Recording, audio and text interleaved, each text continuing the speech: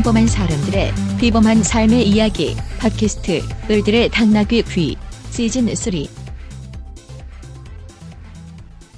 와글와글 우리 시대 을들의 외침 본격 페미니즘 노동 방송 을들의 당나귀기. 안녕하세요 여러분. 을들의 당나귀기 시즌3 노동편 시작해 보도록 하겠습니다. 가을이 오고 있어요. 매우 반가운 가을입니다. 더운 여름이 가고 이제 시원 상큼한 바람이 불고 있는 이 가을의 길목에서 연호진경 인사드립니다. 오늘 이 시간에는 안녕하세요. 이중삼중입니다. 안녕하세요. 써니선영입니다. 네, 안녕하세요. 일다 나랑입니다. 네, 오늘도 완전체가 되었군요. 매우 기뻐요. 자, 요즘 또 어떻게 지내셨어요? 네, 저는 출퇴근을 버스를 타고 하다 보니 이 버스가 시간이 얼마나 걸리는지를 실험과 모색을 하며 안정기에 접어들었고요. 여전히 일과 육아와 가사를 병행하며 아웅다웅 살고 있어요. 네. 뭐 재밌는 일 없어요? 기억이 잘 안 나고 있네요. 네. 왜 어제 환영회도 했잖아요. 네. 어제 정말 이게 몇 년 만에 꽃을 선물 받아가지고 너무 행복한 거예요. 그러니까 꽃이라는 게 사실 제가 꽃을 한 번씩 사거든요. 1년에 서너 번을 나를 위해서. 화분은 다 죽이니까. 꽃이라도 한 번씩 꽂아놓는데 타인이 나에게 꽃을 선물한 건 정말 오랜만이었어요. 감사합니다. 환영의 선물로 꽃을 받으셨군요. 네, 저는 즐거운 일이 있었어요. 우와. 니즈마키 그 여름 휴가를 다녀왔는데요. 근데 제가 되게 좋았던 거는 집에서는 저 혼자 독박 육아를 하는데, 근데 이제 이 휴가를 어떤 사람들이랑 갔냐면 선배 부부랑 저희 부부랑 아이랑 해서 5이서 간 거예요. 근데 너무나 이 착한 저희 딸이 저한테 안 붙어 있고 선배 부부와 제 아빠와, 그러니까 저는 이제 뭘 할 게 있어서 약간 여행을 갔음에도 불구하고 작업을 할 게 있어가지고 작업을 싸가지고 갔거든요. 그래서 그거를 작업을 하는데 엄마 빠빠이 하고 그냥 나가는 거예요. 애가. 왜냐면 엄마는 집에 있으니까, 그 숙소에 있으니까 자기는 나가고 싶잖아요. 그래서 그 4박 5일이었는데 4박 5일 동안 애로부터 해방된 시간을 가졌어요. 축하드립니다. 그래서 제가 그런 경험을 하면서 이게 공동체 사회에서는 사람들이 많으니까 굳이 엄마의 존재라고 하는 게 딱히 그렇게 그러니까 밥 줄 때만 필요하고, 사실 밥도 모유수유를 하지 않는 이상은 누구나 먹일 수 있는 상황이 되잖아요. 나이가 들면. 이게 바로 공동체 육아인 건데, 그리고 누가 엄마든 누가 아빠든 무슨 관계예요. 삼촌도 있고 이모도 있고 뭐 옆집 아저씨도 있고 옆집 아줌마도 있고 뭐 되게 많은 거잖아요. 그게 가족으로 연결되지 않아도. 그래서 그런 경험을 딱 하고 집에 다시 들어온 지 지금 일주일이 됐거든요. 또 다시 힘들고, 왜 여행보다 집이 더 힘든가. 집이 하나도 안 편한 거예요. 그렇습니다. 근데 이제 다른 친구들 보면은 여행 가도 육아의 연속이었다 그러는데, 근데 제 생각에 그거는 딱 그 가족만 가서 그래요. 맞아요. 맞아요. 여행을 그래서 많은 사람들하고 같이 가서 애를 좀 풀어놓고, 거기에도 이제 애가 있으면 더 좋았겠지만 굳이 애기가 없어도 그런 식으로 육아가 저의 삶에, 그러니까 여행 갔을 때처럼 제 육아가 그렇게 유지되면 진짜 이건 육아할 만하다, 이런 생각이 들더라고요. 네. 그런 경험을 4박 5일 동안 하면서, 네, 그랬습니다. 되게 즐거웠어요. 그래서. 네. 아유, 축하드려요. 네, 일을 싸매고 가도 즐겁더라고요. 네. 여행을 계속 기획하는 거 아니에요? 네, 맞습니다. 그래서 주말엔 무조건 나가자. 여러 사람들하고 그렇죠. 무조건 집에서 나가자, 이런 계획을 가지고 있어요, 지금. 네. 이렇게 보니까 아이를 데리고 있는 가정들은 항상 주말에 어딜 가더라고요. 집에만 있으면 너무 힘들어요. 집에 있으면 꼭 싸웁니다. 그러니까 아이도 얼마나 힘들겠어요, 그죠? 일주일 내도록. 애들이 좀 크면 자기들끼리 이제 어울려 놀게 되면은 조금 더 이제 상황이 나아지겠죠. 네. 기대해봐요. 네. 우리 나랑님은 어떻게 지내셨어요? 네, 저도 늦은 여름 휴가 다녀왔습니다. 아우. 네, 친구들이랑 오키나와 오, 오방 좋으셨겠다. 네, 태어나서 스노클링이라는 거 처음 해봤는데 여러분도 더 늙기 전에 저 신혼여행 가서 해봤어요. 아니 저는 이제 그 해변에서 하는 거 말고 보트 타고 이제 바다 중간으로 나가가지고 거기서 딱 바다 속으로 들어가는 순간 진짜 너무 감동적이었어요. 파란 바다에 진짜 그 산호의 물고기들의 와 진짜 니모도 보셨어요? 니모? 니모? 그 노란색 줄무늬 니모 있잖아요. 본 것 같아요. 아, 니모. 까만색 줄무늬 아닌가요? 오렌지 아, 바탕에? 노란 있던데? 바탕에 까만색 줄무늬? 노란 아, 바탕에. 네네네. 예, 아무튼 정말 좋은 경험이었어요.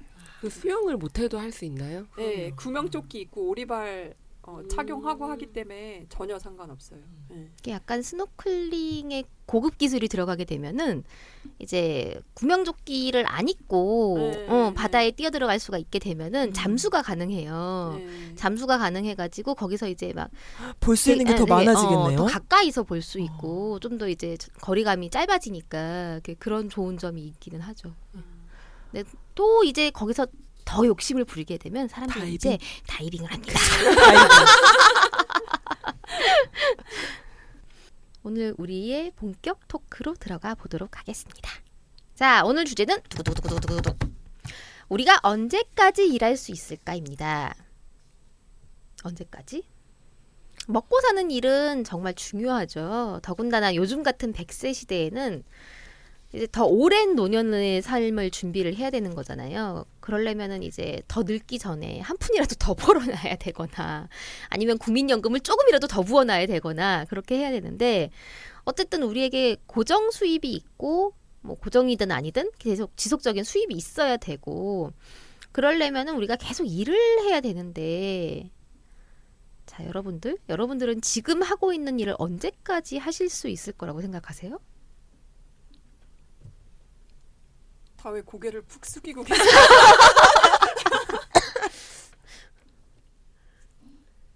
아니 저는 이제 들어온 지 한 달이 안 돼가지고 지금 하는 일을 네. 한 달이 안 돼서 언제까지 할 수 있을까를 생각해 본 적은 없고요. 그런데 보니까 뭐 정년퇴직까지 하는 경우도 별로 없고. 그러니까 잠깐만 어느 업계에서 일하고 계신지 좀 말씀을 해주세요. 제가 여성 노동조합에서 일을 하고 있습니다. 일한 지 이제 20일 돼가네요. 네, 여기는 정년퇴직이 있는 것 같아요. 몇 살이에요? 그런 건 잘 모르겠습니다. 만 60인가요? 법적으로는 법에, 만 예, 60세 이상이죠. 근데 보통 정년 때까지 이건 제 개인적인 성격상 정년 때까지 한 가지 일을 계속하는 건 너무 답답할 것 같기는 해요. 그러면 이제 다른 일들을 하기 위해서 여러 가지 시도들을 해야 되는데 또 그럴 시간적인 여유도 없고 그런 생각도 들고 아까 좀 전에 얘기하는 걸 들어보니까 100살 죽을 때까지 일을 하는 게 아니라 그런 생각이 드는 거예요. 한 달 동안 생활하는데 생활비가 얼마나 들까? 그 개인차가 다 있잖아요. 그러니까 내가 필요한 돈이 얼마나 될까? 그만큼을 연금으로 받을 수 있을까? 모자란다면 그때 내가 노동을 해서 돈을 더 벌어야 될까? 아니면 주어진 이 조건에 맞출 수 있을까? 이런 고민들이 막 되면서 그 미래가 딱히 밝지는 않거든요. 근데 지금 우리가 얘기를 하고 싶은 건 뭐냐면 지금 딱 있는 직장에서를 얘기하는 게 아니라 내가 지금 하고 있는 커리어를 계속 활용을 해가지고 일을 할 수 있는 거를 얘기를 하는 거거든요. 그러니까 내 지금의 경력을 경력으로 인정해주는 직장을 계속 옮겨 다니든지 아니면 계속 있던지 둘 중에 하나지만 거기에서 나의 커리어를 인정받아서 이 커리어로 계속 먹고 살 수 있는가? 라고 하는 질문이에요. 그럴 수는 있을 것 같은데 엄청 노력을 해야지 가능하지 않을까 이런 생각이 들거든요. 근데 보통 노동조합들은 보면은 정년퇴직까지 하시는 분들은 잘 없는 이유가 우리나라가 노동조합이 만들어진 지가 얼마 안 됐잖아요. 역사가 짧아서. 네. 역사가 짧아가지고 누군가 정년까지 하는 거를 본 적이 별로 없고 그리고 뭐 어쨌든 이제 계속 이제 승진을 할 거 아니에요. 승진을 하게 되면은 마지막 최종 단계는 위원장인 거고 그리고 위원장이 되고 나면은 그 다음에는 물러나야 되는데 사실 그 시기가 뭐 60은 아닐 거 아니에요. 그죠? 지금 전국여성노동조합 위원장님 연세가 어떻게 되세요? 모릅니다. 나이를 묻지 평균한 않아요. 네. 한 50대로 알고 있어요. 예. 근데 저는 꼭 승진을 해야 되나라는 생각도 사실 들거든요. 왜 외국 영화 같은 거 보면 뭐 세무사의 비서라든지 뭐 변호사의 비서라든지 보면 나이 머리 하얘가지고 할머니들도 많이들 하시거든요. 그래서 사실은 이게 나의 적성에 맞고 하면 그걸 쭉 해도 저는 뭐 꼭 승진을 해야 된다라고는 생각하지 않아요. 그냥 돈을 많이 벌고 싶지도 않고 승진하고 싶지도 않고 딱 먹고 살 수 있는 정도만 있어도 사실은 아프지만 않으면 괜찮은 삶이 아닐까 이렇게 생각하거든요. 그러니까 그 괜찮은 삶을 유지할 수 있는 조건이 되느냐는 거죠. 지금 일하고 있는 업계가. 될 것 같은데. 그래요? 그러면은 어쨌든 지금 하고 있는 일을 나의 커리어를 망치지 않고 그냥 대충 뭐 한 60까지는 갈 수도 있다라고 전망을 하고 계신 거예요? 60은 너무 많고 한 50대 중반? 50대 중반. 그 이후에는 아직 생각 안 해보신 거죠? 가끔 생각은 하는데 구체적으로 생각하진 않죠. 다만 암담하다 이런 생각을 암담하다. 암담하게 함의 이유가 뭐죠? 소득이 없잖아요.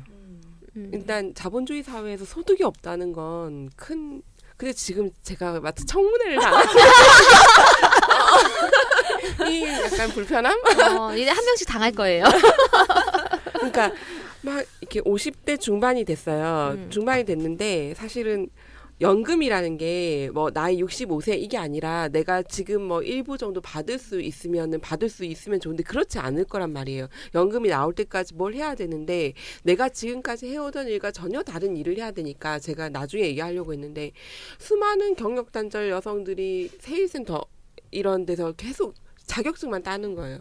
그 세금 엄청 들이는데 그걸 뭐 어떻게 할 수가 없어. 그걸로는 진짜 그 돈을 충분히 못 벌잖아요. 그러니까 충분히가 아니라 사실은 이 자격증 따는데 세금만 쓰이는 거예요. 그걸로 활용해서 충분히가 아니라 아예 할 수 있는 경우는 거의 없어요. 예를 들면 어떤 바리스타 자격증? 맞아. 그런 걸 노동부에서 세금으로 지금 따게 한단 말이에요. 이걸 가지고 창업을 할 돈이 어딨어. 그러니까 고용이 돼야 되는데 나이는 또 많아져 버리고. 창업을 또 세금을 들여서 지원을 해줘요. 근데 얼마나 많은 자영업들이 망해가냐는 거죠. 그래서 돈을 번다는 건 뭘까? 내 노동력을 제공한다는 건 뭘까? 이런 고민들부터 사실 굉장히 많이 되는 게 사실이에요. 그래서 이런 고민할 때만 아프지 않은 남편이 있는 게 다행이다. 네, 이런 생각을 할 때는 그런 생각이 한 번씩 또 들거든요. 저기 사부님은 고용이 정년이 보장되는 직업이신 거예요? 아프지 않은 게 중요한 게 아니라 사실 그분도 정년이 보장돼야 되잖아요. 정년이 보장돼야 되잖아요. 그리고 또 이후에 국민연금이라든지 뭐가 나와야 되고 퇴직하고 나서 제 생각에는 아프지 않으면 뭐라도 할 수 있다. 그 일을 쭉 할 수 있을 것 같아요. 왜냐하면 그 일이 아까 얘기하는 것처럼 승진이 되지도 않고 급여가 오르지도 않고 굉장히 열악하기 때문에 청년들도 오려하지 않고 그럴 거기 경쟁자가 별로 걱정을 안 하시구나. 그래서 사실은 이게 되게 무기잖아요. 그럼 자기가 그러니까 멈추거나 하면 회사가 막 이렇게 흔들릴 수 있잖아요. 그렇게 중요한 사람이에요? 근데 영세사업장은 다 그래요. 만약 6명이 일하는데 그중에 하나의 역할을 맡은 사람이 뽕 빠져버리면 회사는 굉장한 타격을 입는 거죠. 그럼 회사가 망하면요? 망했다고 회사가 그 망한 책임을 노동자에게 손해배상 청구하지 아니 다른 데 않죠. 취업이 그러니까 가능하신 취업을 해야 되니까. 그 비슷한 일자리를 가능하다? 하겠지요. 그러니까 이게 문제인 거죠. 이게 남성들은 자기가 하고 있는 일을 계속 전전하면서 할 수가 있는데 전전하면서라도 근데 여성들은 그게 안 되니까. 그러니까 우리 써니 선영님은 어떠세요? 그러니까 저는 지금 아직 이제 이렇다 할 직업이 사실 없어가지고 비정규 연구를 하고 있어서 그렇지만 현재도 그렇고 앞으로도 쉬지 않고 일할 생각은 하고 있어요. 저는 이 땅에 애를 낳으려고 태어난 게 아니기 때문에 네. 그래서 저는 저의 인생이 지금 요즘에 다 애의 90%가 차지하고 있어서 이제 그런 생각을 제가 더 강하게 하고 있는데 저는 이 땅에 태어난 이유가 뭐 엄마로서 태어나려고 또 아내로 저는 한 번도 1도 그렇게 생각해 본 적이 없거든요. 그래서 저는 평생 일을 할 거고 그 일을 하는 와중에 저는 지금의 이제 뭐 준비 기간이든 약간의 이례적인 상황이다. 전 사실 항상 이렇게 생각을 하고 있기 때문에 그래서 저는 평생 일을 할 거라는 생각은 하고 있는데요. 그게 무엇이 됐든요. 근데 이제 일단 생각하고 있는 건 연구인 건데요. 근데 연구는 직업 혹은 직장이 없더라도 계속 할 수 있는 거잖아요. 돈이 안 돼서 그렇지. 근데 돈이 안 되는 일은 사실은 일이 취급을 안 받죠. 나의 독립을 가능하게 하진 않잖아요. 그렇죠. 근데 이제 그게 알바 형식으로 근근히 이를테면 신랑의 벌이가 없어도 제가 살 수 있는 용돈이 아니라 제 생활비는 그러니까 한 달에 못해도 100만 원이라도 이렇게 벌이가 될 수 있는 거라고 저는 생각은 일단 하고요. 그리고 이게 정규 직업을 잡기 전까지는 짬짬이 뭐 비정규 프로젝트나 대학 강사를 할 것이고, 그리고 뭐 학진 연구재단에서 주는 연구비 뭐 이제 그 박사 후 과정생들한테 주는 연구비를 5년 안에는 신청을 할 수 있거든요. 근데 이제 그게 되면 받는 거죠. 그래서 장학금식으로 아니면 연구비 쪽으로 받아서 그걸 가지고 연구를 할 수 있는데요. 지금은 아기 때문에 아예 신청을 못 하고 있는 상황이고요. 그래서 내년에는 그걸 무조건 신청을 한다. 되든 안 되든 그런 생각을 하고 있고, 그리고 정규 직업을 만약에 연구하는 쪽으로든 아니면 뭐 진짜 어떤 저한테 운이 따라서 대학교에 들어갈 수 있다면 정규 직업으로, 그러면 이제 그 직장에 정년까지는 제가 일을 하지 않을까라고 생각을 해요. 그런데 저는 한 번도 일을 하지 않을 거라는 생각은 전 꿈에도 하지 않아요. 그런데 되게 신랑이 되게 웃긴 게 뭐냐면 저한테 팍팍 밀어주겠다고, 자기가 이제 일찍 퇴근하거나 육아휴직을 하고 저한테 팍팍 밀어주겠다고, 자기는 앞이 안 보인다는 거예요. 이걸 뭐 열심히 해봤자 뭐 될 일도 아니고. 근데 저는 하면은 뭐가 될 수 있지 않겠냐라는 거죠. 자기가 승진하거나 뭐 왜냐면 노동부는 승진도 너무 정체가 많아가지고 되지가 않아요. 그리고 뭐 지금 뭐 만약에 8급이든 9급이든 7급이면 요거 한 급수 올라가는 경우가 10년씩 걸리고요. 그래서 저는 이제 학위가 있으니까 팍팍 밀어주겠다 해라. 근데 제가 항상 얘기해줘.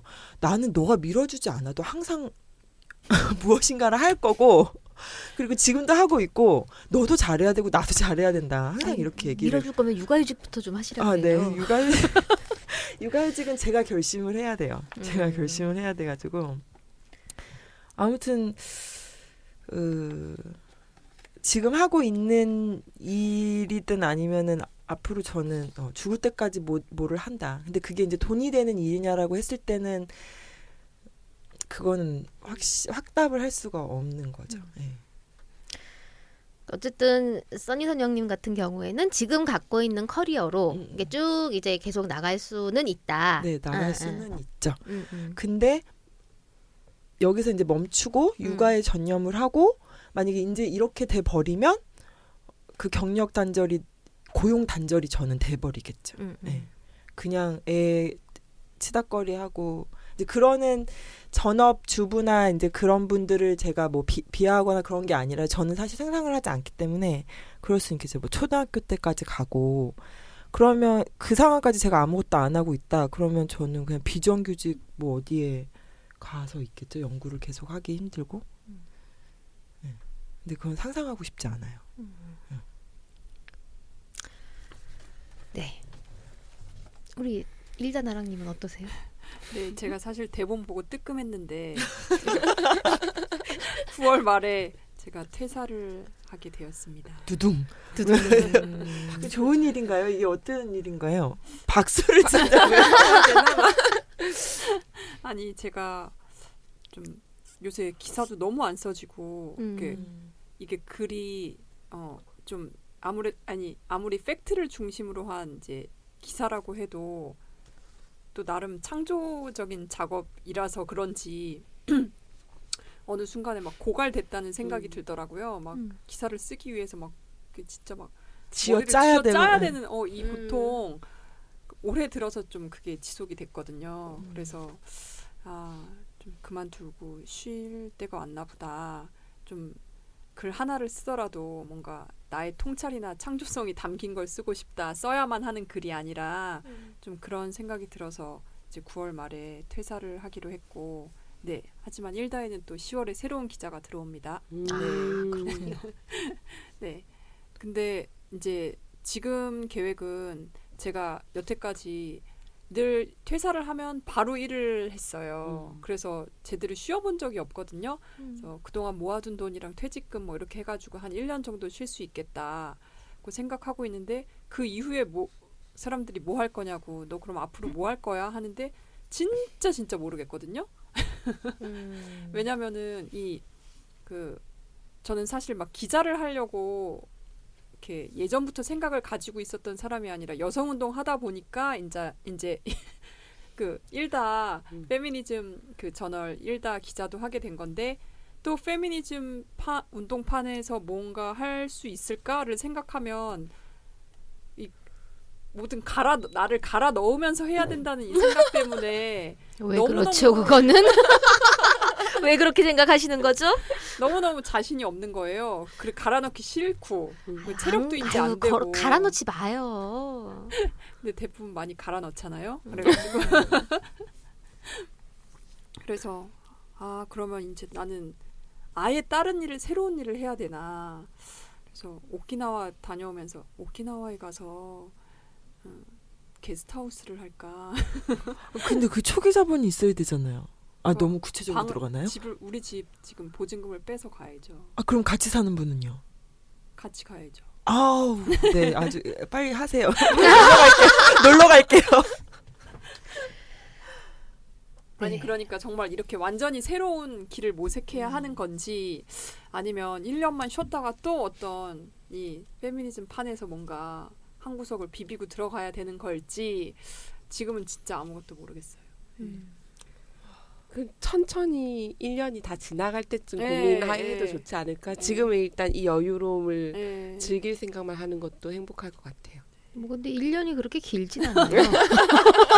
매우 죄송한 얘기지만 그리고 완전히 헤어나와서 그냥 편하게 쉬시지는 못하실 것 같아요. 그러니까 이게 원래 그 자기가 지속 고용이 된다라고 하는 어떤 가정이 있고 있어야 편하게 쉬죠. 맞아요. 그렇기 때문에 이제 휴직이라고 하는 제도가 필요한 거고 거기서 이제 우리나라 대부분의 노동자들이 휴직하기는 굉장히 어렵습니다만은 그럼에도 불구하고 그 휴직 제도가 필요한 이유가 그거거든요. 그러니까 1년을 논다고 해도 내가 다시 돌아올 곳이 있다라고 하는 가정이면은 정말 맘 편하게 놀 수가 있어요. 맞아요. 네. 근데 이 1년이 지나고 나면 내가 뭘 해먹고 살아야 되지라고 하는 고민이 계속 이게 머릿속에 있게 되면은 정말 쉽지 않죠. 예, 쉬어도 쉬는 게 아니게 되는 거죠. 그래서 제 친구 타로 마스터한테 타로를 보기로 지금 예약을 해놨습니다. 아직 안 보셨어요? 네, 다음 인생은 어디로 갈 것인가? 다음에 오면 꼭 얘기해. 그럼 나랑님 같은 경우는 어쨌든 나랑님의 커리어는 일다에서 기자를 했지만 사실 언론사 커리어라고 보지 않는 거죠. 본인 그렇죠. 스스로. 그냥 여성운동에서의 어떤 커리어다라고 생각을 하시는 건데 그럼 여성운동에 있어서의 커리어는? 그러니까 여성운동 저 예전에 여성운동할 때 단체에서 친구들이랑도 참 얘기 많이 했던 게 나 너무너무 지쳐서 이제 그만두고 싶은데 왜 못 그만두냐 했을 때 당장 월세 낼 돈이 없다. 100만 원이라도 벌어야 이제 다음 달 월세를 내는데 그게 없어서 못 그만둔다라는 얘기와 그만두면은 뭐 할 거냐. 뭐 특히나 이제 여성 운동 단체가 뭐 되게 많을 것 같지만 그 안에서도 또 스펙트럼이 다양하잖아요. 그렇죠. 그러면 또 각자 또 전문 분야가 있죠. 또 나한테 맞는 데를 찾으려면 그나마 또 이제 되게 한정적인 거고. 그래서 또 그래 그러면은 뭐 계속 일을 하자. 근데 여기에 또 젊은 활동가들이 또 들어와야 되고 나는 언젠가는 물러나야 될 텐데 그러면은 그때 나는 무엇을 할까? 또 그런 고민도 하게 되고. 쉽진 않은 것 같아요. 여성운동. 여성 활동가로서의 전망도. 사실 저는 이제 이 일을 20년을 해온 거고 지금 그 연호의 역사와 함께 시작을 하신 건가요? 연호의 역사는 30년이 됐기 때문에 네. 연호회가 한 10년 됐을 때 제가 들어온 거고요. 저는 이제 대학을 졸업하고 바로 여기로 왔기 때문에 다른 이력이 전혀 없어요. 제 이력서 보면 정말 깨끗하거든요. 근데 내가 여기서 언제까지 일을 할 수 있을 것인가라고 하는 질문에 대해서는 사실 답은 뻔해요. 사실 저는 몇 년 안 남았어요. 왜요? 왜냐면 저는 이제 임기? 아니 공동대표고 그리고 뭐 조만간 상임이 되겠죠? 수순대로라면은. 네. 근데 상임이 되면은 사실 저는 상임 대표가 그렇게 오래 대표 자리에 있는 게 그렇게 바람직하지 않다고 생각하거든요. 왜냐면은 이제 다른 후배들이 더 올라와야 되는데 내가 거기 그 자리에 계속 있게 되면은 그럼 그 후배들은 뭐 언제 대표를 달고 언제 자기가 뭔가 그 자리에서 대표 노릇을 해보겠어요. 근데 얼마 안 남았는데 그러고 나면은 난 뭘 하나. 그 한창이시잖아요. 뭐 그쵸? 몇 년 뒤라고 해도 50이 안 된 나이 아니셔요? 뭐 50은 넘지 않을까요? 안 넘어요. 그래도 한창인데. 음. 어떻게 하죠? 근데 사실은 내가 이 상황에서 자 시뮬레이션을 해봅시다. 내가 만약에 여기서 상임 대표까지 하고 그만뒀다라고 하면은 어디서 나를 받아줄까? 라고 하는 고민이 있는 거예요. 그리고 나는 어디에서 뭘 하고 싶은 걸까? 뭐 여러 가지 선택지가 있을 수도 있겠는데 사실은 답은 없죠. 거기서 나는 또 새로운 걸 모색을 해야 되는 게 맞고 그런데 제 가장 큰 고민은 뭐냐면은 내가 지금까지 쌓아왔던 커리어를 갖다가 활용해가지고 다른 데로 갈 수 있느냐 없느냐가 관건인 거죠 사실은. 어떨 것 같으세요 여러분? 단체는 이제 운동단체는 이 커리어를 가지고 다른 데 가기는 어렵고 새로운 분야를 개척하거나 만들거나 해야 되지 않을까 이런 생각이 드네요. 아니면 저는 제도권 내로 들어가서 국회나 뭐 그런 데서 뭐를 좀 노동부. 노동부도 괜찮고 여성 가족부랑 가족 이름이 마음에 들진 않지만 여성부나 이런 데 가서 활동을 해야 되지 않을까요? 그럼 공무원이나 가면 되지. 내가 무슨 그러니까 그런 사회가 돼야 되겠죠. 뭐 사실 생각을 해보면은 좀 여연? 깜깜한데 여연? 여연? 아유, 그렇게들 많이 가시잖아요. 여연은 아닌 것 같아요. 왜냐면은 저는 이제 되게 너무 여성 노동만 팠기 때문에 예, 여성 노동만 파가지고 여연은 좀 약간 아까도 말씀하셨다시피 여성단체 안에서도 이게 스펙트럼이 넓잖아요. 근데 딱히 맞는 것 같진 않아요. 그래서 그렇게 쉽게 뭐 갈 수 있겠다 없겠다라고 얘기하기는 또 어렵고. 근데 사실 많은 분들이 이런 고민들을 하고 있을 거예요. 그러니까 내가 지금 할 수 있는 이 일이 나에게 평생의 커리어가 되고 이 커리어를 쌓은 거를 갖고서 내가 다시 이제 계속 같은 분야에서 종사를 할 수 있느냐 없느냐가 사실은 이제 임금을 결정하는 굉장히 중요한 요소가 되는 거잖아요. 그 임금을 정하는 요소에 있어서 어떤 경력이라고 하는 건 굉장히 중요한 건데 나랑님 같은 경우는 일단 아까는 그 언론사 경력은 아니라고 생각을 하셨겠지만 일가가 아니라 일반 언론사에 계셨다면 어땠을 것 같으세요? 제가 지금 1다에서 3년 일했는데 만약에 일반 언론사로 갔다 그러면은 진짜 몇 달 못 버텼을 것 같고 이제 커피를 가장 많이 마시는 직업 1위가 기자다라는 통계가 있는데 밤도 많이 새야 되고 체력적으로도 엄청 힘들었을 것 같고 속보 경쟁이나 이런 것도 좀 제 체질에 안 맞는데 그런 것도 워낙 치열하고 하다 보니까 진짜 오래 못 버텼을 것 같고 또 버틴다 하더라도 일반 언론사에서 여성은 승진이 쉽지가 않잖아요. 뭐 남성들이 언론의 윗선 다 꽉 잡고 있다 보니까 남성을 더 키워주려고 할 거고 또 이제 거칠다라는 이런 성격 때문에 더 남성을 선호하는 것 같고 특히 방송 쪽을 보면은 외국이랑 극명하게 대비가 되는 것 같은 게 외국은 경력 많은 나이 든 여성들이 앵커로 활동하고 있는 경우가 보이거든요. 근데 한국은 딱 뉴스 데스크 보면은 나이 든 남성 앵커 그리고 외모 되는 젊은 여성 앵커 이렇게 세트가 되잖아요.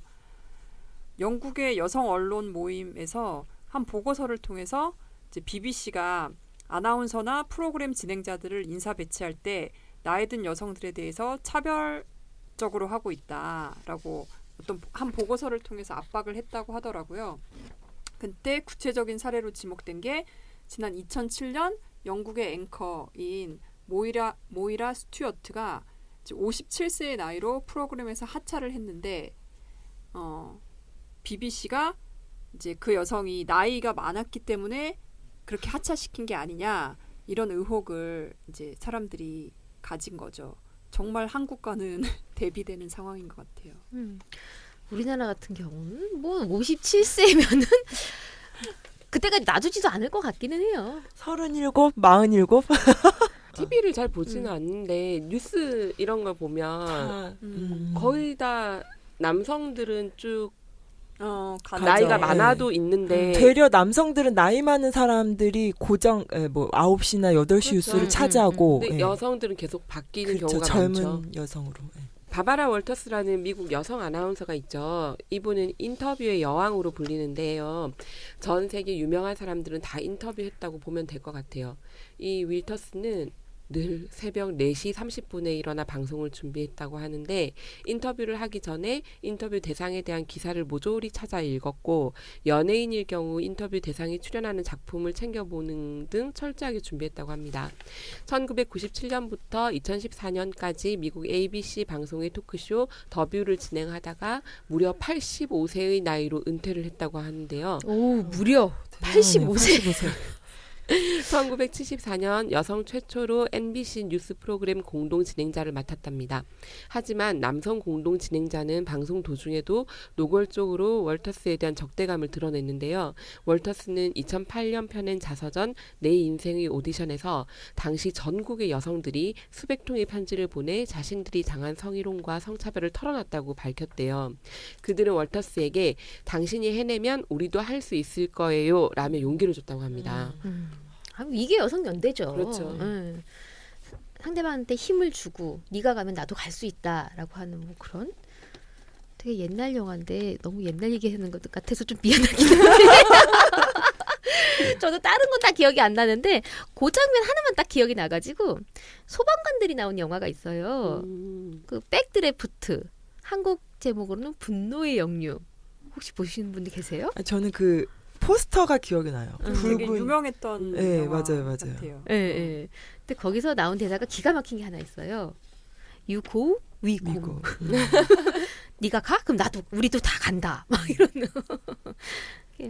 그런 식의 어떤 그 여성 연대라고 하는 느낌이 좀 들었어요. 이 얘기를 보면서. 네, 그 좀 특이한 경우도 있는데요. 아까 미국 여성 아나운서 얘기하시니까 왜 가끔 북한 방송 보면 굉장히 호전적인 나이 많은 여성 아나운서가 나오잖아요. 그 왜 중요한 사건마다 이제 등장을 해가지고 최근에도 이제 북한의 6차 핵실험 소식을 전한 것도 이분이잖아요. 그 왜 조선 중앙 TV의 리춘희 아나운서라고.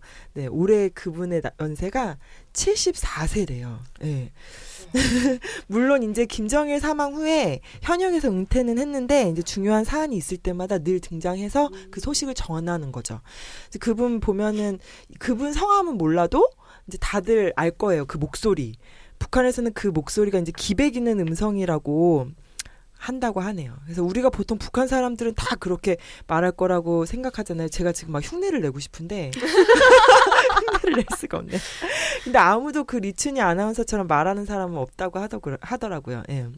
그래서 이 특수한 목소리를 대체할 사람이 없어서 북한 권력자들의 신임을 한 몸에 받고 어떤 이제 그 특수한 상황이 있을 때마다 나와서 그 소식들을 전하고 그 북한의 그 기용을 드러내는 역할을 하고 있다고 할 수 있죠. 이분 같은 경우는 핑크색 저고리를 즐겨 입는데요. 그래서 핑크레이디라고 불린다고 하더라고요. 그 외국 언론들에서. 근데 저는 이제 북한은 여성 아나운서가 리춘희 아나운서밖에 없는 줄 알았어요. 근데 또 있더라고요. 근데 또 가만 생각해 보면 우리나라 여성 아나운서 중에서 혹시 기억나는 분 있으세요? 저는 신은경 아나운서요. 거의 여자 앵커의 선두격인 이제 80년대에 그 앵커를 맡으셨는데 그 이후에 18살 차이 나는 박성범 아나운서와 결혼해서 화제가 됐는데 80년대에는 아침 뉴스에 여자 아나운서가 얼굴을 보이면 아침부터 암탉이 운다면서 방송사에 항의하는 시청자들이 많았대요. 근데 그 신은경 아나운서의 그 차분한 그의 얼굴과 그 톤, 목소리 톤 그런 게 기억에 남고 또 황수경 아나운서도 지금은 열린 음악회 하고 계시지만 제가 좋아하는 아나운서예요. 신은경 아나운서는 그럼 그 결혼과 동시에 그만두신 건가요? 제 기억으로는 그래요. 그렇군요. 안타깝네요. 그 당시가 또 결혼을 두고도 말이 많았었고 굉장히 뭐 당연히 결혼하면 그만둔다 이렇게 생각했던 시기이기도 하죠. 삼중님은 생각하시는 분 없으세요? 뭐 생각나는 아나운서들은 많지만 제가 늘 즐겨서 듣는 아침마다 나의 출근길을 채워주는 김현정의 뉴스쇼의 김현정 앵커가 아나운서는 아니지만 좀 많이 생각이 나더라고요. 특히 이 바바라 월터스 얘기를 들으면서 이제 김현정 앵커 같은 경우에도 아침에 7시 반부터 9시까지를 책임지고 있기 때문에 항상 새벽 4시에 출근을 하여 준비를 했다고 해요. 근데 약간 특이한 점은 그래도 요즘 시대니까 이 김현정 앵커가 30살에 방송을 시작해서 지금 10년이 넘었다고 하거든요. 그 사이에 아이를 또 2을 낳았다는 거예요. 근데 그 전 세대 보면은 이제 나랑님이 얘기하신 것처럼 결혼하면 방송을 그만둔다든지 혹은 아기를 낳으면 그만둔다든지 이러던 시대였다면 지금은 어쨌든 막 고전분 막 엄청 열심히 노력하지만 그것이 이제 퇴사할 수 있는 그만둘 수 있는 이유가 되지 않는 건 아닌가라는 생각이 들었고요. 그래서 아침마다 그 방송을 들으면서 같은 또 여성으로서 아이를 키우면서 이 새벽에 나와서 이 일을 하는 이런 연대하는 마음으로 잘 듣고 있습니다. 네, 김현정 아나운서 응원합니다. CBS죠? 그러니까 이분은 아나운서가 아니고 PD 출신 앵커인 거예요. 그래서 아침 이 방송을 할 사람을 뽑는데 자기가 내부 오디션으로 해서 들어갔다는 거죠. 근데 이 사람이 1호예요, 이분이. 여성 PD가 여성이면서 PD가 이런 방송을 전적으로 진행자를 맡는 게 처음이었기 때문에 단순히 개인의 의지뿐만 아니라 정말 잘해야 되겠구나 이 마음이 있었다고 합니다. 근데 내용도 되게 알차고 비판적이고 좋은 것 같아요. 네, 아침에 너무 좋아요. 네.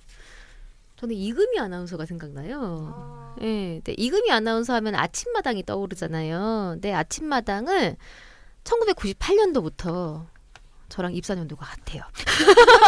18년을 하다가 지난해 제작비 절감 문제로 하차를 했대요. 이제 아침마당이 이제 외중으로 가면서 이제 뭐 제작비를 줄여야 된다, 뭐 어쩐다, 뭐 이런 얘기들이 계속 올라오고 그래가지고 그만두게 했다라고 하는데. 근데 또 아침마당을 진행하는 동안에 2005년, 2012년도에 계속 이제 너무 이금희 아나운서가 뚱뚱하다라고 하는 기사가 다른 언론사를 통해서 계속 지적질이 된 거죠. 예. 그래서 이금희 아나운서가 굉장히 스트레스를 많이 받았다 그래요. 그 문제에 대해서.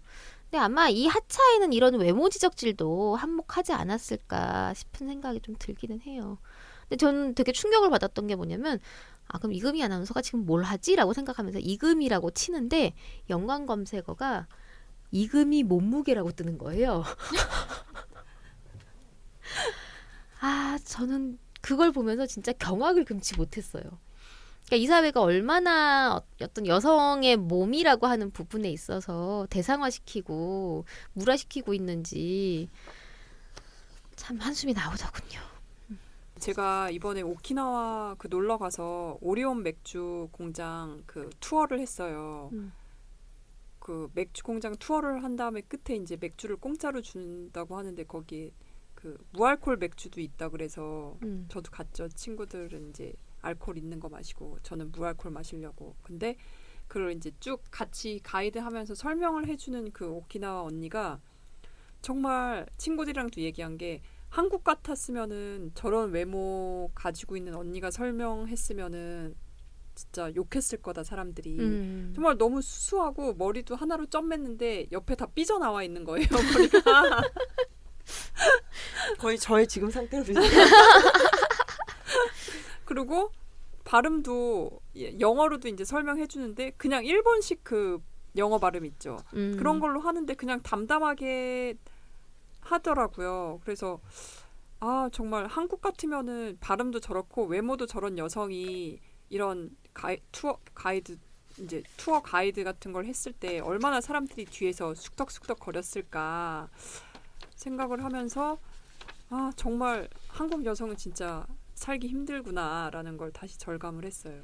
그리고 보면 이제 우리가 KTX 승무원분 이제 인터뷰도 하고 그랬지만 한국에서 승무원들 하면은 진짜 다 그러니까 몸무게 나이 그 체형 그거에 보면 기준이 다 있듯이 승무원들 보면 진짜 날씬하고 근데 그 상태에다가 구두 신고 치마 입고 이 상태로 승무 일을 보잖아요.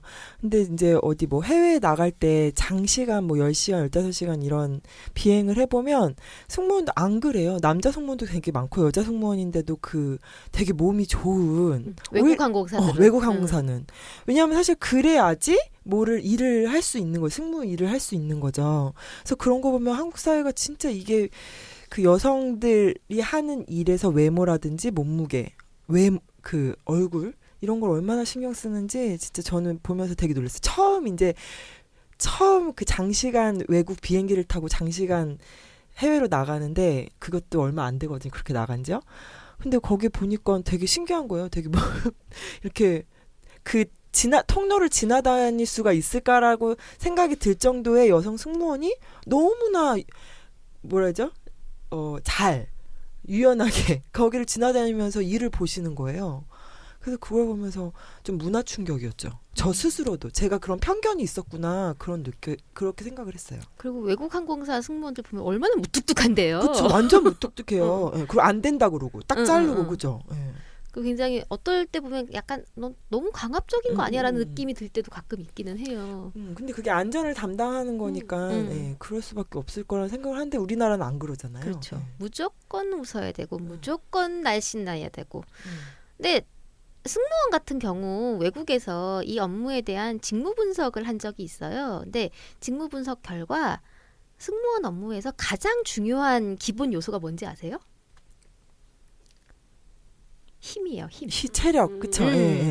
체력도 아니고 힘이 좋아야 된다는 거예요. 힘 파워요? 네. 왜냐면은 이제 물건을 이게 위에 선반에 있잖아요. 그 박스 안에 이제 올리고 내려야 되는데 그거를 하려면은 너무 힘이 없으면 그렇죠. 승객들 가방을 갖다가 바닥에 패대기를 칠 수도 있고 그러니까 그리고 사실 승무원들 하는 일이 보면은 그 캐리어 끌고 댕기면서 음식 이렇게 배달하기도 하고 그리고 위급한 상황에 있어서는 어쨌든 좀 힘이 있어야 된다라고 그렇게 직무 분석 결과가 나왔더라고요. 우리나라랑은 전혀 별나라 얘기 같은? 우리나라 쓸데없는 거에 집중을 하고 있는 거죠. 사실 위급 상황과 어떤 문제가 생겼을 때 대처하는 능력이라든지 이런 거를 보고 사람들을 뽑거나 혹은 그 교육이나 스킬을 키우는 것들이 아니라 외모를 가꾸고 이런 거에만 너무 집중을 하는 방식으로 채용을 하고 사람들의 이게 편견도 그렇게 자리 잡다 보니까 사고가 나면 문제가 커질 수밖에 없는 것 같아요. 예전에 제주항공이 처음에 그 런칭을 했을 때 승무원들이 청바지. 다 청바지 입고 생겼어요. 전 그거 보면서 아 정말 저게 일하기 딱 좋은 복장이다라는 생각을 했거든요. 아 진에어는 지금도 그래요. 네, 진에어는 지금도 그렇죠. 모자 쓰고. 그래요.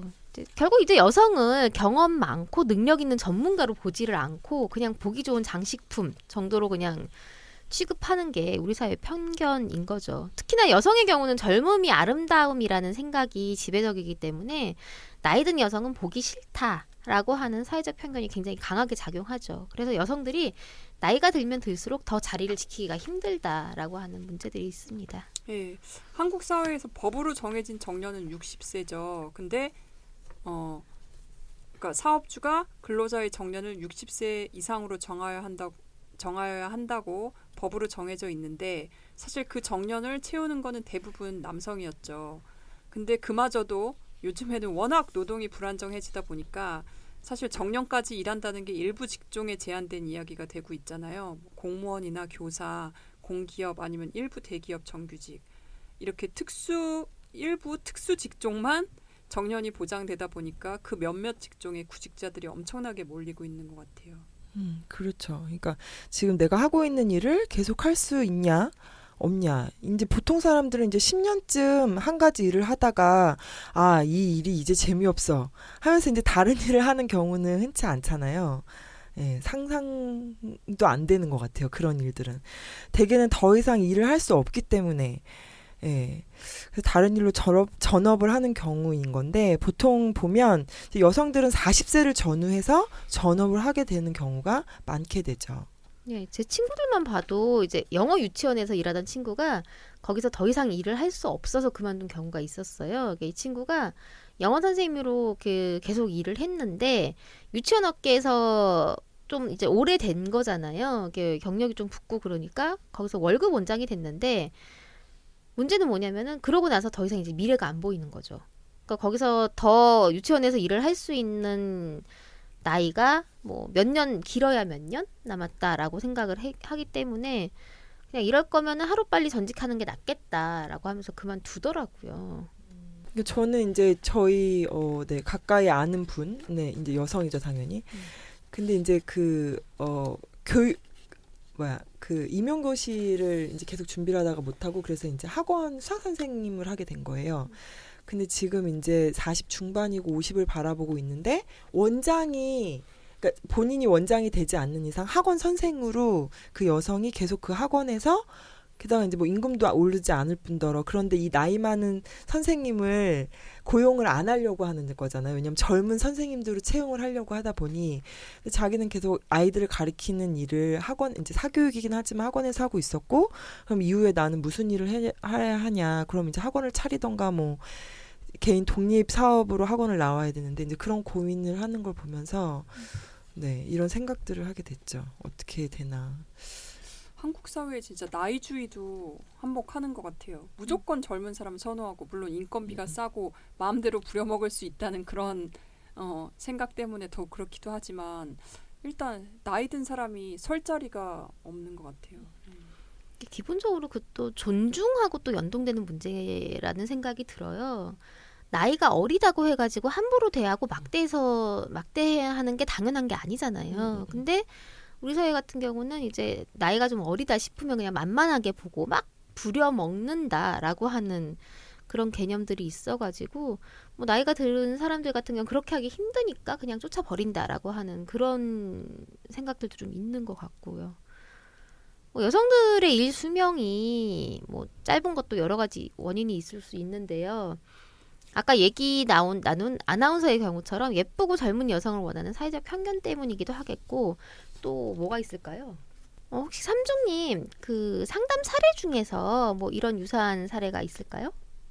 그러니까 나이가 40이 되어서 꼭 나가라. 그러니까 다 일하고 회사가 엄청 잘 되는데 너 나이 40이니까 나가라. 이런 경우는 별로 이제 없는 것 같고 그런 경우들이 있는 거예요. 회사가 이제 경제 위기가 오고 하니까 힘들거나 위기시가 되면 한 이 중에 뭐 5분의 1, 10분의 1 정도 나갔으면 좋겠다라고 할 때 희망퇴직을 바란다고 했을 때 먼저 제안하는 경우가 보통은 육아휴직을 다녀온 경우. 육아휴직 갔다 왔으니까 너는 회사에서 그동안 많이 해줬으니까 육아휴직까지 해줬잖아. 이런 경우로 은근히 얘기하는 경우라든지 18년 동안 일을 했는데 20대 초반 들어가서 한 18년 일을 했죠. 근데 회사에서 한 5명 정도가 나갔으면 좋겠는데 자기한테 얘기를 하더라는 거예요. 회사가 어렵다고. 그래서 그 회사에서는 왜 선생님한테 나가라고 했다고 생각하느냐. 그러니까 제가 18년 동안 일을 하니까 일단 호봉이 있어서 급여는 점점점 올라가는데 더군다나 저는 애도 있어서 육아휴직도 갔다 오고 그래서 그런 것 같다 이렇게 얘기를 하는 거예요. 그래서 회사가 위기 시에 제일 먼저 여성이면서 애가 있고 호봉이 센 경우 나가라고 하는 경우가 있고 어린이집 선생님들 같은 경우에는 정말 아까 나랑님이 얘기한 것처럼 그런 거예요. 일단 원장들이 자기보다 나이 많은 사람을 선호하지 않고 그 다음에 1년, 2년, 3년 지나면 요즘은 다 지자체에 등록을 하게 되어 있으니까 이 뭐라고 해야 되지? 지원금이나 호봉이나 이걸 챙겨줘야 되는데 어차피 어린이집에 들어오는 인건비는 딱 총액이라는 거죠. 그럼 원장 입장에서는 1년 단위로 선생님이 반이 바뀔 때 1년 단위로 바뀌면 계속 신규자를 뽑는 거예요.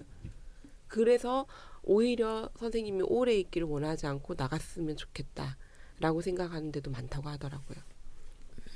이게 상담은 어쨌든 뭔가 문제가 생겼을 때 해결을 하려고 하는 거기 때문에 그러니까 일반적으로 이제 아까 선영님이나 제가 말씀드린 경우 같은 것들은 잡히지 않는 경우가 좀 있겠죠. 근데 상담에서 볼 수 있는 거는 일단 회사가 위기 시에 여성들을 먼저 권고사직을 한다라고 하는 거를 확인을 할 수가 있겠네요. 여성들의 일수명이 짧은 건 여러 가지 이유가 있을 수가 있겠는데요. 아까 이야기 나눈 아나운서의 경우처럼 뭐 예쁘고 젊은 여성을 원하는 사회적 편견 때문이기도 하겠고 또 뭐가 있을까요? 네, 뭐 당연히 저처럼 출산과 육아 때문에 나타나는 경력 단절 그 탓도 있을 건데요. 근데 뭐 30세에서 39세 이제 조금 지금 결혼과 출산의 나이가 좀 늦춰서 30과 39세에 거의 101만 명이 이 결혼, 출산, 육아로 인해서 경력 단절인 상황이라고 하더라고요. 그래서 2016년 여성 고용률을 보면 20대 후반이 69.5%로 가장 높아요. 고용률은. 근데 30대 후반에는 이 고용률이 56.5%로 이제 15% 정도가 떨어지고요. 그리고 30대 후반을 기점으로 40대 후반에는 68.6%, 50대 전반에는 65.9%로 다시 높아져서 우리나라 전형적인 그 M자 곡선을 그리고 있다라고 할 수 있어요. 그래서 특히 연령대로 살펴보면 이 30대의 그 경력 단절 여성이 그 101만 2,000명으로 가장 많은데요. 그 사유로는 34.8%가 육아고 그 다음에 30.9%가 결혼이고요. 그 다음에 임신 출산이 30.8% 순으로 나타나는데 요 세 개를 다 더하면요. 94%잖아요. 그러니까 30대의 경력 단절 이유는 거의 100%가 결혼, 출산, 육아 때문이라고 보면 되는 거예요. 네. 네, 또 다른 이유는 이제 승진에서 뒤처지기 때문에 버티지 못하고 밀려나는 이유도 있는 것 같아요. 승진에서 밀리는 이유는 여러 가지가 있겠지만 일단 처음에 입사했을 때 업무 자체를 핵심 업무가 아닌 보조 업무를 주는 경우가 많잖아요. 이러면은 여성들은 핵심 업무에서 당연히 뒤처질 수밖에 없고 승진 기회를 잡기 힘들죠.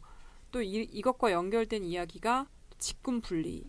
이게 지금도 여전하다는 게 참 놀라운데 80년대에는 여자는 결혼하면 퇴직하는 게 당연하다고 여겨서 여성 결혼 퇴직제가 있었고 은행권에서는 행원이랑 여행원을 따로 뽑아서 여행원에게는 별도의 임금과 승진 체계를 적용하는 이런 제도가 있었는데요. 그로부터 30년이 흐른 지금도 남녀 고용 평등법이 무색하게 여전히 많은 기업에서는 여직원에게만 적용되는 직급이 따로 존재하고 있다는 거죠. 그러니까 이런 얘기를 요즘 2030 여성들한테도 흔히 들을 수 있는 얘기라는 게 진짜 답답한 것 같아요. 여성들이 주로 이제 큰 회사 말고 작은 회사 생산 이런 데서 일을 하는 경우에는 여성들이 생산직으로 일하는 여성들은 중장년 여성이 많고 격리나 이런 거는 약간 20, 30대 여성들이 많은데 사실 그런 거예요. 생산직에 있든지 혹은 뭐 격리직을 하든지 급여라는 것이 거의 여성 임금이란 최저임금으로 결정이 되잖아요. 그러니까 사실은 회사가 뭐 문을 닫아서 없어질 수도 있지만 회사가 좀 안 좋다라고 하면 사실 어디든지 비슷한 고용 조건으로 이직할 수 있기 때문에 내가 이 경력을 여기서 쌓아가지고 더 뭐 승진을 해야 되겠다, 더 월급을 많이 받아야 되겠다 이런 희망이 없기 때문에 여기가 마음에 안 들면 언제든지 또 그만두고 다른 데로 가는 거예요. 그래서 이게 좀 우픈 이야기가 있는데 사실은 제조업의 파견은 불법으로 되어 있지만 현재 많은 회사들에서 불법 파견을 하고 있는 것이 현실이에요. 그러면 한 50명 규모의 화장품 회사가 있다고 치면 그중에 정직원으로 정규직으로 제조업에 있는 사람 5명 내외. 그러면 나머지는 A, B, C 한 3-4군데 회사에서 파견을 받는 거죠. 그러면 이 파견 업체들끼리도 자기가 확보한 노동자를 뺏기지 않으려고 무던히도 노력하고 이모님이라고 표현하면서 막 관리를 해요. 관리를 하는데 되게 웃긴 게 정직원들은 회사에서 정해진 급여를 받잖아요. 근데 파견직들은 이게 파견 노동자가 노동청에 신고를 하게 되면 일이 굉장히 복잡해지기 때문에 주휴수당이나 뭐 연차 수당이나 이런 걸 수당으로 다 지급해버려요. 아주 깔끔하게. 그래서 어떤 달에는 정규직보다도 파견직 분들이 연차 수당이랑 그걸 다 주휴 수당 다 꼬박꼬박 챙겨주기 때문에 약간 10만 원 정도 더 많은 거예요. 그럼 정규직들은 아니 우리는 정직원이라는데 무슨 차이가 있지? 이렇게 말씀을 하시는 거죠. 임금이 다 최저임금으로 딱 정해져 있기 때문에 사실은 어딜 가도 비슷한 노동 환경을 전전하다가 나이가 드는 현실은 참 안타까운 일인 거죠. 네, 여러 가지 원인들로 해가지고 이제 여성들의 일 수명이 짧아지기 때문에 벌어지는 일들은 여러 가지가 있을 수가 있겠어요. 그러니까 결론적으로 나타나는 현상은 결론은 또 임금입니다. 임금이 낮아지게 됩니다. 여성의 연령별 임금 분포를 살펴보면 엄청 이제 분노스러운 상황이 펼쳐지는데 여성의 평균 임금이 남성보다 높은 나이대는 20에서 24세 구간밖에 없어요. 근데 상식적으로 이제 생각을 해보면은 이제 고등학교를 졸업하거나 여성들 같은 경우는 이 나이대가 고등학교를 졸업했거나 전문대를 졸업한 경우 이제 생애 첫 직장을 잡아서 일을 할 때죠. 반면에 남성들은 제대로 취업을 한 상태가 아니에요. 왜냐하면 군대를 가야 되기 때문에 20대 초반부터 제대로 된 직장을 잡는 경우는 거의 없죠. 근데 그 이후에 여성과 남성의 임금 차이가 점점점 늘어나다가 45에서 49세가 되면은 남성은 인생 최고 임금을 찍어요. 평균 임금이 472만 8천 원이 됩니다. 여성은 같은 시기에 227만 6천 원이 됩니다. 무려 240만 원이 차이가 나는 거예요. 반면에 여성이 생애 최고 임금을 받는 나이는 35에서 39세로 293만 9천 원이에요. 이후로는 이제 쭉 하강 곡선을 그리기 시작하는데, 그러니까 역으로 얘기를 해보면은 이제 45세에서 49세 사이의 남성은 자기의 경력을 굉장히 인정을 받으면서 승승장구해가지고 최고로 고위 임금을 받게 되는 거고, 여성 같은 경우는 35세에서 39세 사이에 가장 최고 임금을 받지만 그 이후로는 계속 뚝뚝뚝 떨어지는 거죠. 요즘은 결혼을 30살 내외에 한다고 치면 딱 이때가 육아로 인해서 이것저것 시도하다가 포기하는 즈음에 회사를 그만두거나, 결혼을 20대 후반에 조금 일찍 했다고 치면 딱 이때 초등학교 가가지고, 사실 초등 1, 2학년 돌봄의 부재가 굉장히 신생아보다 저는 더 심각하다고 생각을 하거든요. 거기에 비어있기 때문에 어떻게 어린이집까지는 막 아동바동 살아왔는데 학교를 딱 보내고 애가 점심 안 먹고 집에 오는 순간, 그때부터는 정말 현실적인 고민이 될 것 같아요.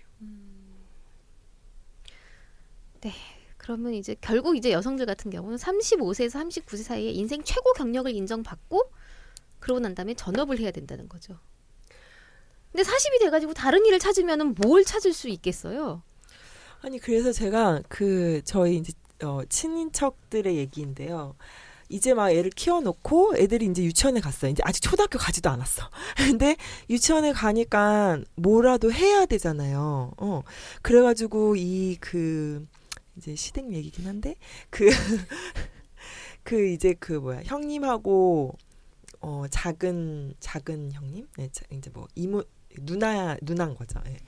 이제 뭘 하시냐면 한 분은 이제 공인 중개사, 아까 무슨 자격증을 계속 딴다 그랬잖아요. 근데 바리스타 자격증뿐만이 아니라 공인 중개사 자격증부터 시작해가지고 사회복지사 자격증, 그다음에 보육교사 자격증, 이제 이런 거에 눈을 돌리시더라고요. 그래서 그런 거를 해서 그거 자격증이 있으면 가서 파트타임으로라도 3-4시간, 4-5시간 일을 할 수 있고, 그래서 이제 그런 거를 보거나 아니면 이제 뭐 이명박근혜가 만들어낸 특히나 박근혜 정권에서 만들어낸 그 시간제 일자리 있잖아요, 여성들. 이제 그런 데로 전전을 하거나, 그래서 보면은 이제 원래 하던 일들을 보면 PT를 했었던 트레이너? 네, 트레이너였던 분인데 나이가 들고 이렇게 하다 보니까 남성들이 치고 들어오는 자리에 그 사이에 또 운동을 할 수 없잖아요. 그러니까 자기 관리가 안 되고 다시 진입을 하기가 힘들고, 그리고 또 PT 그 트레이너로 들어가면 거기에 이제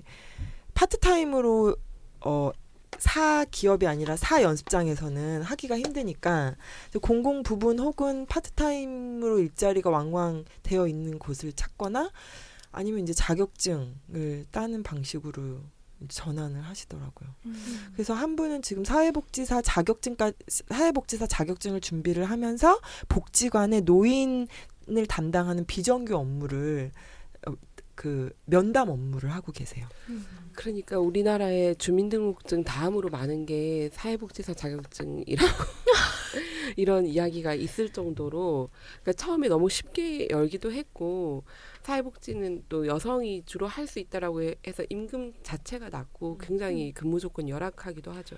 딱 지금 최저임금 걸려 있더라고 하더라고요. 거의 대부분이 네. 그렇습니다. 그래서 그거를 몇 년을 해야지 소개를 받아가지고 정규직화되거나 그렇대요. 그리고 나이가 이제 40이 넘어서 사회복지사 자격증을 따면 어차피 지금 이렇게 따는 거는 사회복지사 2급인 거예요. 그러면 복지관이나 이런 근무 조건이 좋은 곳으로는 아예 서류 심사에서 통과가 안 되는 그렇죠. 거예요. 1급이 아니어서. 그러면 제일 처우가 낮은 무슨 센터나 이런 데 가게 되는데 부정부패가 너무 심하고 그런 걸 다 눈 감고 최저임금을 받거나 굉장히 우리나라의 복지 전달 체계에 문제가 많은 것이 사실이고요.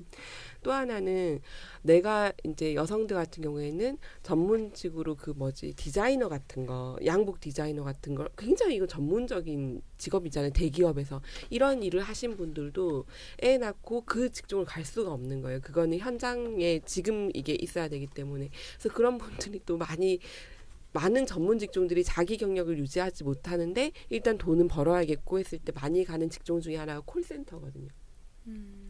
콜센터 일을 되게 많이들 하셔요. 그 시간 조율도 가능하고 또 생각보다 콜센터들이 여성들이 굉장히 많이 몰리다 보니까 그 고용평등법에 있는 제도들을 많이 지키려고는 해요. 그런데 이 콜센터가 20대 초반이 많고 40대가 많은 거예요. 그러니까 이들 사이에서의 갈등도 많고 회사 자체에서 굉장히 직장 내 괴롭힘 이런 게 굉장히 허다하게 많아요. 근데 여기에서도 올라갈 수 있는 승진할 수 있는 직군이 한계가 있기 때문에 여기 3년 정도 됐으면 어떤 중간 관리자 등급으로 가야 되는데 못 가잖아요. 그러면 이 사람 괴롭혀서 내보내기도 하고 이런 일들이 왕왕 있더라고요. 아니 제가 41살이거든요. 저 이제 급 나이를 밝히셨어요.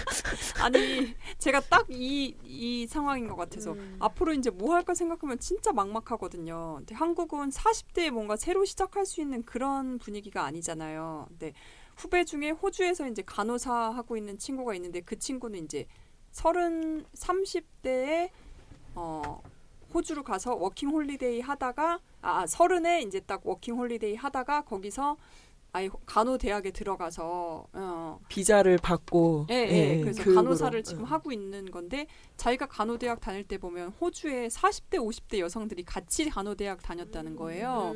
그때 이제 배우기 시작해가지고 그 간호사를 한 거죠. 근데 한국에서는 진짜 이런 거 꿈도 못 꾸는 것 같고 저도 마음은 젊은데 진짜 뭘 해야 될지 막막합니다.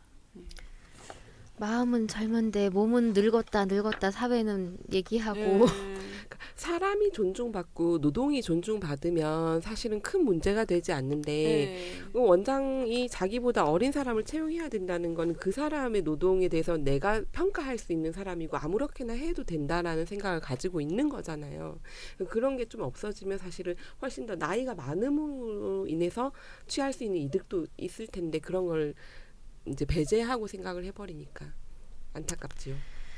네, 결국 이제 40대 이후 전업의 결과는 그냥 불안정한 비정규직의 저임금 일자리로 이동하는 결과를 낳게 되겠죠. 정부는 사실 지금까지 출산과 육아로 인한 경력 단절의 문제만을 얘기를 해왔는데요. 사실은 이 문제가 그 뒤에 깔려 있다고 저는 생각을 해요. 그러니까 뭐가 문제고 뭐가 처음이고 뭐가 마지막이냐라고 하는 거를 잘 볼 수는 없지만 어쨌든 이 모든 문제들이 맞물려서 돌아가고 있는 건데 그러니까 통계를 살펴보면 우리나라 여성들 같은 경우 고용률이 M자 곡선을 그리고 있어요. 20대와 40대가 최고점을 찍고 있고 35에서 39세 여성들이 최저점을 찍는데요. 문제는 뭐냐면은 경력 단절만 문제라고 한다면 노동시장에서 나간 인원만큼만 딱 비정규직으로 전환이 되어야 하는데 그게 아닌 거죠. 여성들 같은 경우는. 남성 그래프와 비교를 해보면 좀 극명하게 나타나요. 남성들 같은 경우는 정규직이 서서히 늘어나다가 40에서 44세가 되면은 완만하게 이렇게 떨어져 나가는데 반면에 비정규직의 숫자는 거의 일정해요. 그러니까 비정규직은 그냥 계속 쭉 비정규직이고 정규직은 이제 진입을 했다가 떨어지면서 뭔가 그 속에서 섞이기는 하겠지만 일정 부분 이제 자영업으로 가는 분들도 있을 거고 뭐 그렇게 갈 건데 근데 여성들 같은 경우는 25에서 25세 구간이 정규직이 제일 많았다가 남성보다 훨씬 가파르게 떨어져요. 그러면서 비정규직이 늘어나는 거죠. 30대가 되면은 정규직에서 밀려나서 비정규직으로 전환되기 시작한다라고 보면 되는 거예요. 여성들이 30대가 되면서 이제 고용 단절이 이미 시작되고 있다라고 봐야 되는 거죠. 그래서 경력 단절이 아니라 고용 단절의 문제를 해결을 해야 되는 건 거죠. 네. 경력 단절은 고용 단절의 여러 가지 이유 중 하나일 뿐이라는 생각이 드는데요. 얼마 전에 통계청 발표에 의하면 이제 올해 2분기 맞벌이 가구의 평균 소득이 547만 3천 원으로 맞벌이가 아닌 가구의 1.48배밖에 되지 않는다고 합니다. 이 수치는 지난 2015년 이후 최저라고 하는데요. 그 전까지는 그래도 1.5배에서 1.57배 이렇게 이 사이를 왔다 갔다 했는데 결국 왜 그럴까 따져보면 임금이 낮아졌다고밖에 해석이 안 되는데 통계청은 이걸 어떻게 분석했냐면 이제 상대적으로 양질이라고 평가받는 제조업 일자리가 4, 5월에 연속으로 감소한 반면 저임금 서비스업 일자리는 늘었다. 그리고 맞벌이 중 부소득자, 이제 주소득자가 아닌 부소득자가 더 낮은 임금의 일자리로 이동했거나 임금이 줄면서 이제 외벌이 가구와의 소득 격차가 줄어든 것으로 보인다. 이렇게 말했는데 사실 여기서 부소득자라는 게 결국 여성이잖아요. 그러면 여성들의 임금이 더 줄었다고 볼 수밖에 없는 거죠. 그러니까 이게 어떻게 보면 이명박근혜 정부에서 설계했던 그대로 가고 있는 것 같기도 해요. 그러니까 여성을 0.5, 그러니까 0.5 소득자로 보고 그렇게 꾸준히 정책을 설계를 해왔고 그래서 여성은 전체 가계 소득에서 0.5의 역할 이상을 할 수 없도록 노동 정책을 설계해왔다고 볼 수 없죠. 그래서 이게 네. 네, 좀 소름이 끼치죠. 이를 해결할 수 있는 방법은 뭐가 있을까요? 시스템이 너무 꽉 우리를 압박하고 있는 것 같아요. 어디서부터 손을 대야 할지. 점점점. 근데 사실은 저는 그런 생각이 드는 게 뭐냐면 뭐가 문제인지도 사실 정확하게 파악이 안 되고 있다라고 하는 거예요. 그러니까 뭔가 뒤엉킨 문제들이 엄청나게 많은데 이거를 어디서부터 손을 대야 할지를 아무도 모르고 있는 거죠. 근데 일단 뭐 현황을 파악을 해도 현황이라고 하는 것들이 굉장히 촘촘하고 세밀하게 파악이 되지 않을 뿐더러 너무나 많은 경우의 수들이 있기 때문에 이거를 전반적으로 한 큐에 해결한다는 거는 너무나 어려운 일인 거고 그 우리 사회 전체와 국가 그리고 개인 그리고 집단 간의 어떤 노력들이 동시에 이루어지지 않으면 이 문제는 정말 해결되기가 어렵다라고 볼 수밖에 없을 거예요. 그 KTX 여성 노동자 문제도 우리가 얘기를 했지만 사실은 여기에서 끊임없이 개인의 문제 제기 그리고 당당하게 조금 그 문제에 대해서 당당해지고 얘기를 하고 그리고 문제를 정확하게 직시하고 연대를 해서 목소리를 키우는 방법 그게 제일 확실한 방법인 것 같아요. 근데 그걸 어떻게 해야 될지라고 하는 거는 조금 더 촘촘하게 고민을 해봐야 될 문제라는 생각이 듭니다. 문제가 너무 커가지고 사실은 우리가 뭐 이렇게 얘기를 해가지고 쉽게 해결될 것 같지는 않고 뭐 어쨌든 우리의 연대는 그래도 오늘도 쭉 계속 돼야 됩니다. 쭉. 네, 오늘도 긴 시간 수고 많으셨습니다. 저희가 녹음 텀이 좀 짧아져 가고 있어가지고 청취자의 의견을 주제에 반영하기가 좀 어려워요. 그래서 청취자 사연을 소개를 해드리는 시간이 없었는데 그래도 어떤 의견이든 좋습니다. 말씀을 해주시면 소개를 해드릴게요. 많은 이야기 주시고요. 네, 페이스북 한국연호 계정이나 한국여성노동자의 페이지 혹은 팟캐스트 소개에 링크된 구글 설문 주소로 사연을 보내주세요. 청취자 게시판도 좋습니다. 소정의 선물도 준비했으니까 많이 올려주세요.